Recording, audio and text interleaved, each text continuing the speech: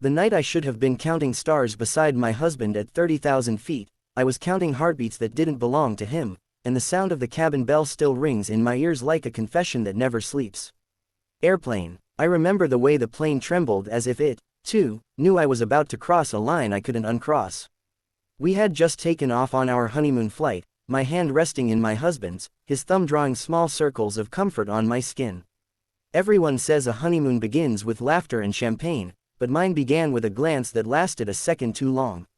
He was a flight attendant, calm eyes, practiced smile, the kind of presence that made turbulence feel like nothing.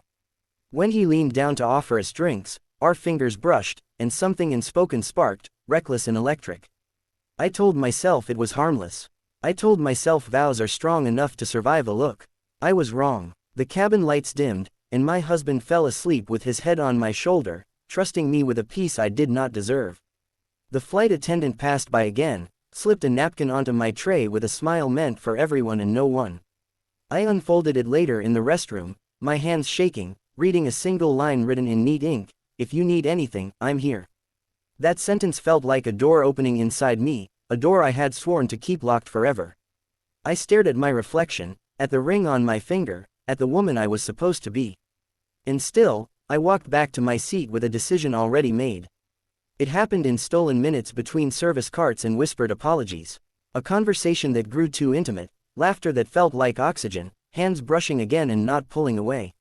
I told myself it was the thrill of travel, the magic of beginnings, the altitude making me dizzy. When he invited me to stand with him near the galley, hidden from most eyes, my heart thundered louder than the engines. The kiss was brief, breathless, and devastating. In that moment, I became someone I didn't recognize, someone who traded trust for a fleeting sense of being seen. Guilt arrived immediately, sharp and unforgiving. I returned to my seat and watched my husband sleep, the man who had promised to build a life with me, who believed love was something you choose every day. The rest of the flight crawled. When we landed, I felt like I was stepping onto a different planet, one where joy and shame lived side by side. I smiled for photos, laughed at jokes, and buried the truth so deep I hoped it would never breathe again. But secrets don't die, they wait. The morning sunlight in our hotel room felt like an interrogation lamp, and the silence between us was louder than any argument. I woke with the weight of what I'd done pressing on my chest, every memory replaying with cruel clarity. My husband kissed my forehead and said, "Can you believe this is our life now?" I nodded, unable to speak, knowing I had already damaged the very foundation we stood on. I tried to be perfect, attentive, affectionate, grateful, but perfection is brittle. It cracks under the smallest pressure. Days passed, then weeks. The guilt changed me. I flinched at honesty, avoided eye contact, overcompensated with affection that felt rehearsed. My husband noticed. He always did. One night, he asked me if something had happened on the flight. The question landed softly, but it split me open. I realized then that love isn't only about romance, it's about truth. And without truth, love becomes a performance. I confessed, not with drama, not with excuses, but with tears that finally fell because they had nowhere left to hide. I told him about the glance, the note, the kiss that lasted seconds and shattered years of trust.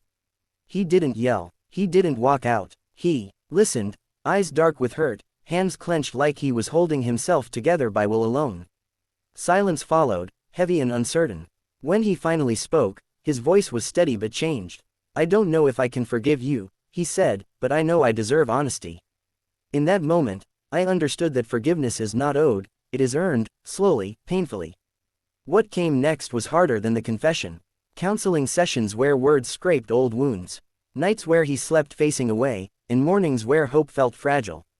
I learned that love after betrayal is not grand gestures, it's consistency, accountability, patience. I learned to answer every question without defense, to accept his anger without arguing it away, to show up even when shame begged me to hide. He learned that healing doesn't follow a schedule, and that strength sometimes looks like staying. Months later, we boarded another flight together. My hands shook, memories threatening to pull me back into that first night.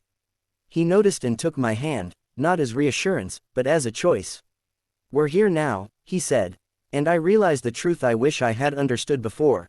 Temptation will always exist, but character is what you do when no one is watching. Love is not the absence of desire, it is the discipline to protect what you've promised. I cheated on my husband on our honeymoon flight, and that truth will always be part of my story. But it is not the ending. The ending is this: honesty saved what secrecy nearly destroyed, and commitment, rebuilt brick by brick, became stronger than the moment I almost lost everything. If you're listening to this and standing at the edge of a choice, remember, a few stolen seconds can cost years, but courage and truth can still bring you home.